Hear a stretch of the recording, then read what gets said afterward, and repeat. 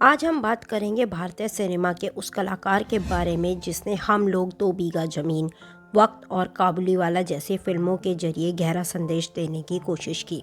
वो कलाकार जिसने अपनी कोई स्टाइल नहीं बनाई पर हमेशा पर्दे पर अपने किरदार के जरिए समाज में बदलाव लाने की कोशिश की। अपने किरदारों को जीवंत बनाने के लिए बलराज साहनी अपने हर किरदार को असल में जीते थे। 1951 में आई फिल्म हलचल में दिलीप कुमार के कहने पर के आसिफ ने बलराज को जेलर का रोल दिया।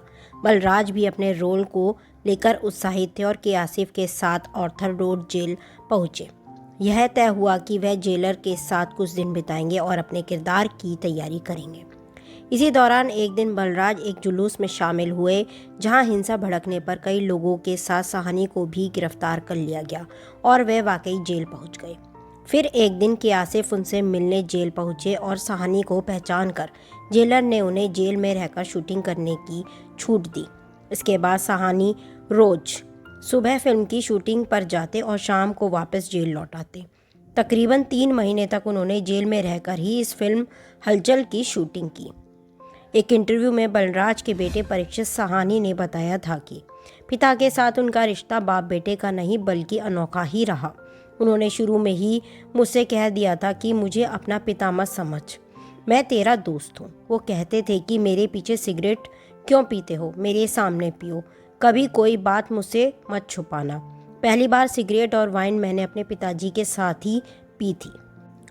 फिल्म दो बीघा ज़मीन से बलराज के जुड़ने का किस्सा भी दिलचस्प है।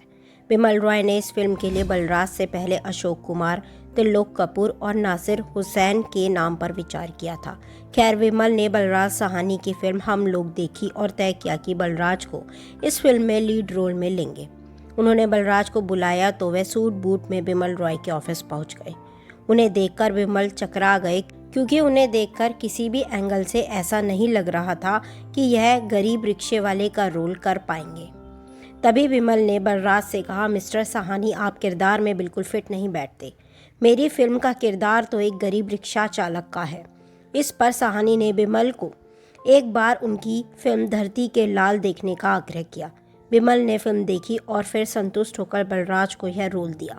इसके बाद बलराज अपने किरदार की तैयारी के लिए बम्बई की सड़कों पर रोज़ाना घंटों रिक्शा खींचते थे। 1936 में बलराज ने दमयंती साहनी से विवाह किया जो उनकी फिल्म गुड़िया की हीरोइन थी, लेकिन कम उम्र में उनका निधन हो गया। 2 साल बाद 1947 में बलराज ने संतोष चंदोक से शादी कर ली। बलराज तैराकी के भी बड़े शौकीन थे। कहा जाता है कि लेक को एक छोर से दूसरे छोर तक तैरकर पार कर लेते थे। इसके अलावा बलराज साहनी सामाजिक कार्यों से भी खूब जुड़े रहते थे। कम्युनिस्ट विचारधारा के बलराज मजदूर मेहनतकश लोगों से बड़ा लगाव रखते थे। बलराज साहनी का वास्तविक नाम युधिष्ठिर साहनी था। मई 1930 में बहरा पंजाब अब पाकिस्तान में है जो जन्मे बलराज को पढ़ाई लिखाई में गहरी रुचि थी, जिसके चलते उन्होंने MA इंग्लिश लिटरेचर की डिग्री हासिल की और रविंद्रनाथ टैगोर के शांति निकेतन में बतौर लेक्चरर काम किया। 1938 में उन्होंने महात्मा गांधी के साथ मिलकर काम किया था। उन्हीं के जरिए वे 1939 में लंदन गए जहां उन्होंने 4 साल BBC के लिए बतौर रेडियो अनाउंसर काम किया। यहां से 1943 हिंदुस्तान आए तो पीपल्स थिएटर एसोसिएशन इप्टा से जुड़ गए। यहां उनकी मुलाकात ख्वाजा अहमद अब्बास से हुई, जिन्होंने आगे चलकर बलराज साहनी को 1946 में रिलीज़ हुई फिल्म धरती के लाल फिल्म में अभिनय करने का मौका दिया। हालांकि बलराज को पहचान 1951 में रिलीज़ हुई फिल्म हम लोग से मिली और इसके 2 साल बाद 1953 में आई दो बीघा ज़मीन उनके करियर में मील का पत्थर साबित हुई। बलराज साहनी एक प्रतिभाशाली लेखक थे।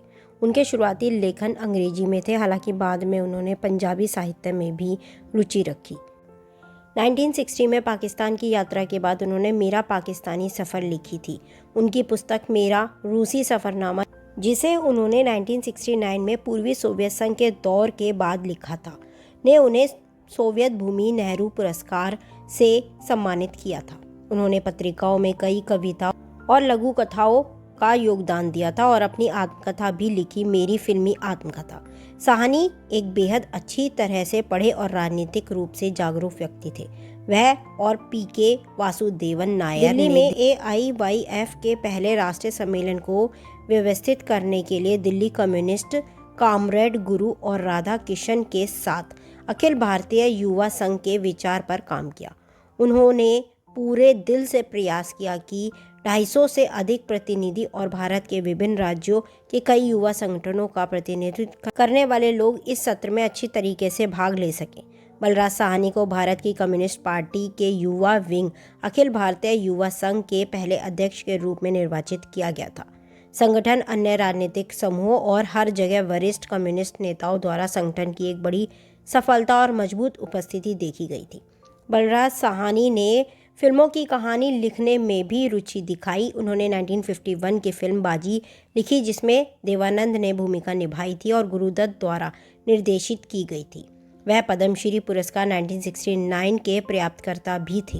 बलराज साहनी ने पंजाबी में लिखा और पंजाबी पत्रिका प्रीते लारी में योगदान दिया। बहुत कम लोग किताबों के प्रति इन प्यार को जानते हैं। 1950 के दशक में वह दिल्ली में वंचित वर्ग के लिए लाइब्रेरी और अध्ययन केंद्र का उद्घाटन करने वाले पहले व्यक्ति थे। साहनी निसंदेह भारतीय स्क्रीन पर आने वाले महानतम कलाकारों में से एक थे। बलराज साहनी के भाई भीष्म साहनी एक जाने माने लेखक थे जिन्होंने तमस पुस्तक लिखी थी। उनके पुत्र परीक्षित साहनी भी एक अभिनेता हैं। बलराज साहनी की 13 अप्रैल 1973 को अपने 60th जन्मदिन से एक महीने पहले ही हृदय की बीमारी के कारण उनकी मृत्यु हो गई। वह अपनी छोटी बेटी शबनम की असामयिक मौत से कुछ समय से उदास चल रही थी। आपको हमारी वीडियो कैसी लगी कमेंट कर बताएं जरूर, और हमारे चैनल को लाइक कीजिए, शेयर कीजिए, सब्सक्राइब कीजिए। और बलराज साहनी की ऐसी कुछ इंटरेस्टिंग खबर है आपके पास तो हमें कमेंट बॉक्स में बताएं जरूर। Thanks for watching.